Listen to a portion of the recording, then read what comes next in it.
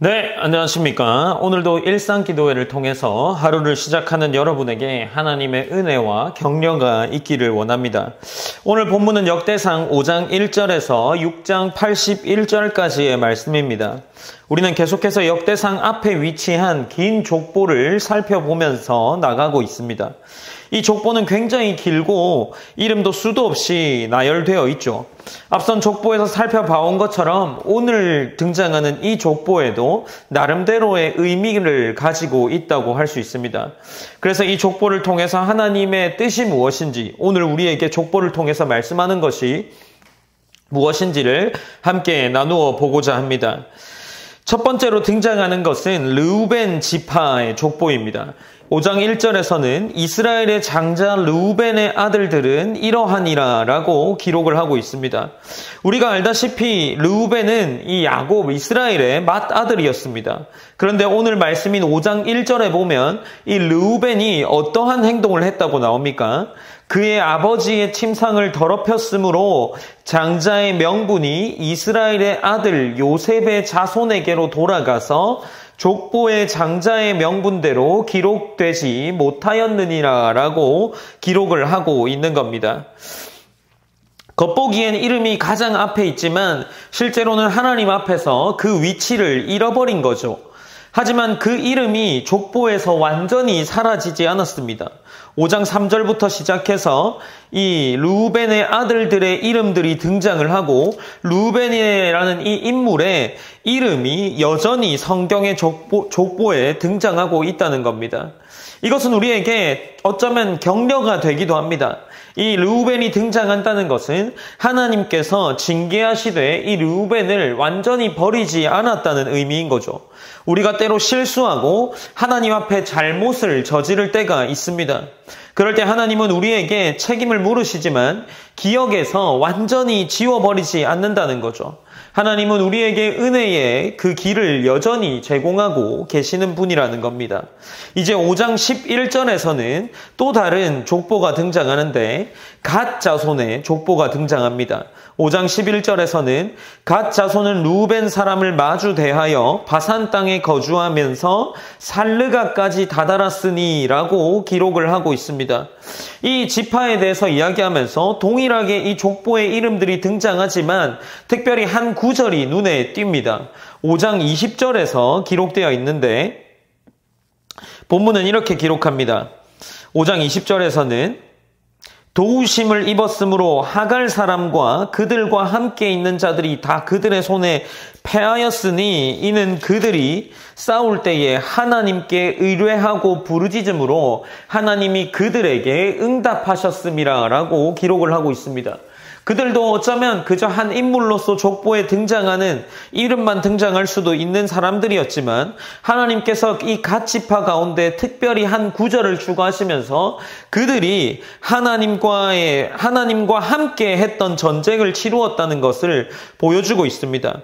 이 족보에서 우리에게 보여주는 것은 이들이 싸움에서 이기는 것, 전쟁에서 이기는 방법은 하나님의 도우심을 구했던 것이고 그들이 싸울 때에 하나님께 부르짖었다라는 겁니다. 그렇다면 우리가 이 갓 지파를 통해서 생각할 수 있는 것은 우리가 하나님을 의지했을 때 하나님이 우리의 어려움 가운데 개입하시고 기도를 통해서 하나님을 전쟁터로 초청한 후에 우리를 대신해서 하나님이 싸우시는 것을 지켜보고 함께 하는 겁니다. 이제 이 족보가 다음으로 5장 23절로 넘어가는데 5장 23절에서는 므낫세 반 지파가 기록되어 있습니다. 특별히 므낫세 반 지파에 대해서 기록하면서 5장 23절에서는 이 므낫세 반 지파가 굉장히 번성한 민족이었다는 것을 보여주고 있습니다. 23절은 므낫세 반 지파 자손들이 그 땅에 거주하면서 그들이 번성하여 바산에서부터 바알 헤르몬과 스닐과 헤르몬 산까지 다다랐으며 라고 기록을 하고 있습니다. 그렇다면 이들 가운데에는 그들이 수가 많고 많은 성읍들을 차지한 것을 보여주고 있습니다. 그러나 그들 가운데 문제가 있었는데 이들이 문제는 5장 25절에서 등장합니다. 그들이 그들의 조상들의 하나님께 범죄하여 하나님이 그들 앞에서 멸하신 그 땅 백성들의 신들을 가늠하듯 섬긴지라 라고 기록합니다. 그들은 이제 하나님의 도우심을 구하고 하나님을 앞에서 그들의 신앙을 지켜가는 것이 아니라 그들이 이겼던 그 민족에 있던 그들의 신, 그 땅 백성들의 신을 가늠하듯 섬겼다고 본문이 이야기하고 있는 거죠. 하나님을 떠났다고 이야기합니다.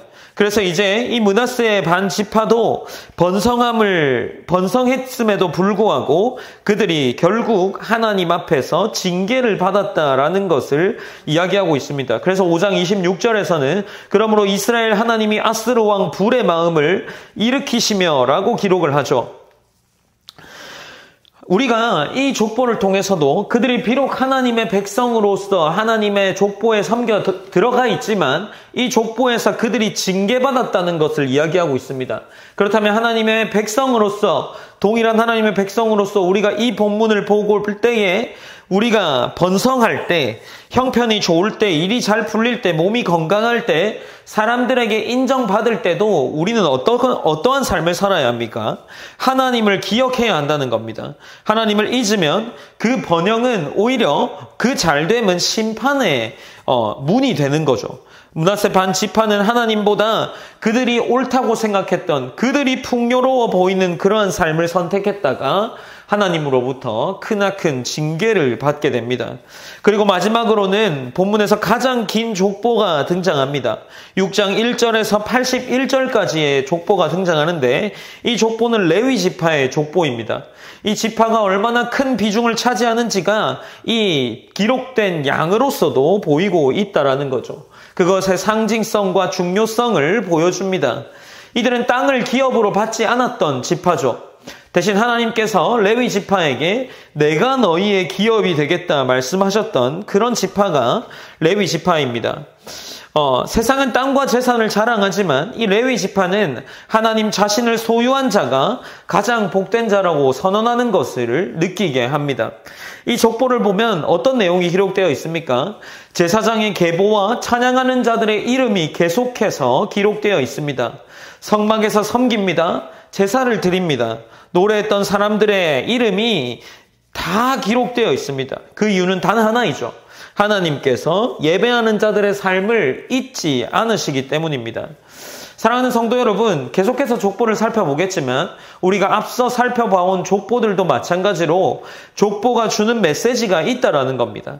이 족보가 주는 메시지는 하나님이 자기 백성을 기억한다는 겁니다. 그리고 각 지파들을 이야기하면서 그들이 족보에 이름이 올랐던 이유와 그들이 족보에 이름이 올라와 있지만 그들이 어떠한 실수를 통해서 하나님께 징계받았다는 사실 또한 기록하고 있는 겁니다. 왜 징계받음을 기록했을까요? 이것을 통해서 우리의 삶을 돌아보게 하기 때문은 아닐까요?